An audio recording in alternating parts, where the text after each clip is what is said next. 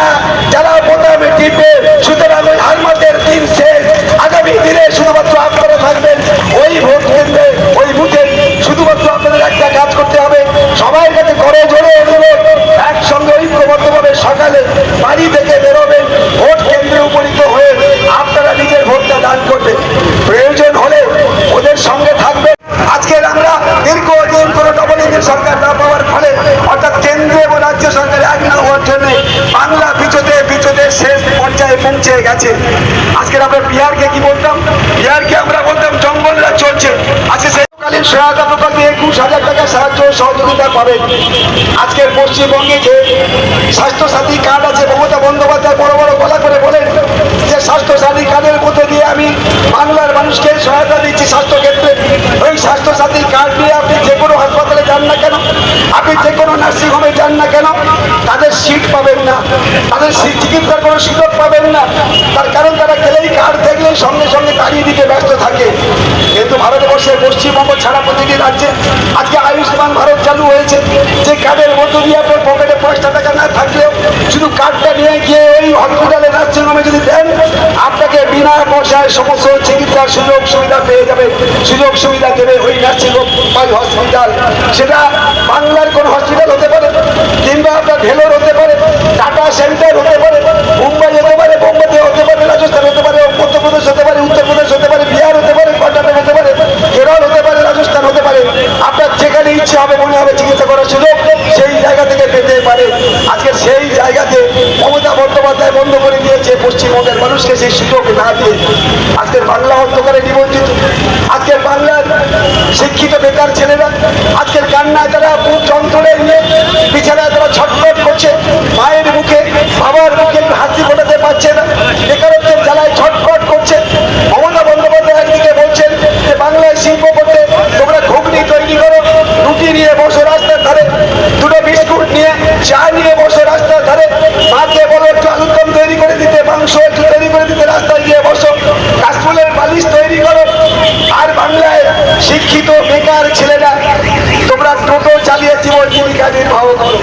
অথচ যারা শিক্ষিত বেকার ছেলেরা চাকরি পাওয়ার সুযোগ ছিল, যাদের মেধাযুক্ত ছাত্ররা বিনা পয়সায় চাকরি পেতে পারত, তাদের কোনো সুযোগ নেই, চাকরি থেকে বঞ্চিত। মেধা ছেলেরা চাকরি পায় না, আর মেধাহীন ছেলেরা পয়সার বিনিময়ে তারা চাকরি যারা পেয়েছিল তারাও কিন্তু বঞ্চিত। একদিকে যেমন মেধাযুক্ত ছেলেরা চাকরি পেল না, অন্যদিকে মেধাহীন ছাত্ররা পয়সা দেওয়ার পরে ভোটের অর্ডারে 26,000 চাকরি চলে গেল। অর্থাৎ বাংলা আজকের অন্ধকারে নিবঞ্চিত। না মেধাযুক্ত ছেলেদের চাকরি, না মেধাহীন ছাত্রদের চাকরি। আমাদের বক্তব্য এই যে মেধাযুক্ত ছেলেরা যাতে বিনা পয়সায় চাকরি পায় তার ব্যবস্থা আগামী দিনে হবে।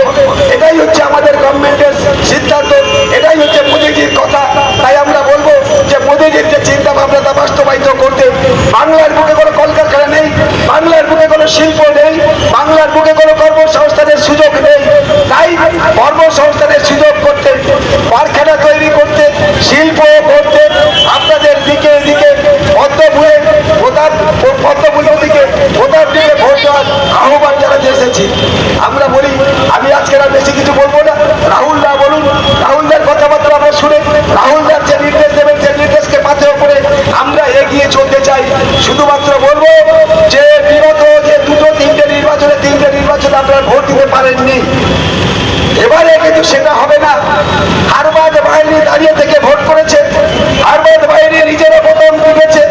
হারবাদ বাহিনীরা যখন পোলিং অফিসার হাতে কালি দিয়েছে, ভোটারকে বাইরে বের করে দিয়ে বলেছে যে তোমার ভোট হয়ে গেছে, তারা কিন্তু বোতাম টিপেছে।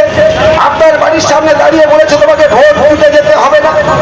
আগের দিন রাত্রিবেলা আপনার ভোটার কার্ড কেড়ে দিয়েছে, বলেছে ভোট দিতে যেতে হবে না। এবারে কিন্তু সেই জিনিস হবে না। এবারে কিন্তু 100 মিটারের মধ্যে ওই সমস্ত হারমাদ বাহিনী থাকবে না যারা বোতামে টিপে। সুতরাং ওই হারমাদের দিন শেষ। আগামী দিনে শুধুমাত্র আপনারা থাকবেন ওই ভোট কেন্দ্রে, ওই বুথে।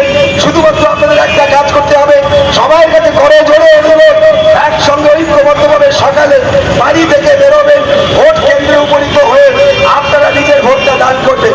প্রয়োজন হলে ওদের সঙ্গে থাকবেন, ওদের হাতে হাত মেলাবেন, ওদের গলা জড়িয়ে কথা বলবেন, ওদের তাঁবুতে গিয়ে আপনি ওই ভোটার কার্ডটা নেবেন, যে সংখ্যাটা নেবেন এর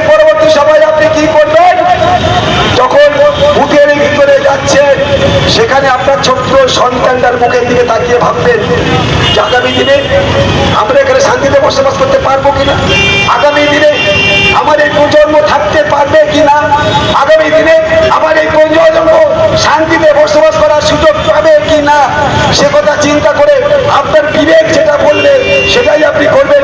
এবং আমি মনে করি আপনাদের বিবেক বলবে যে না, বোতাম টিপে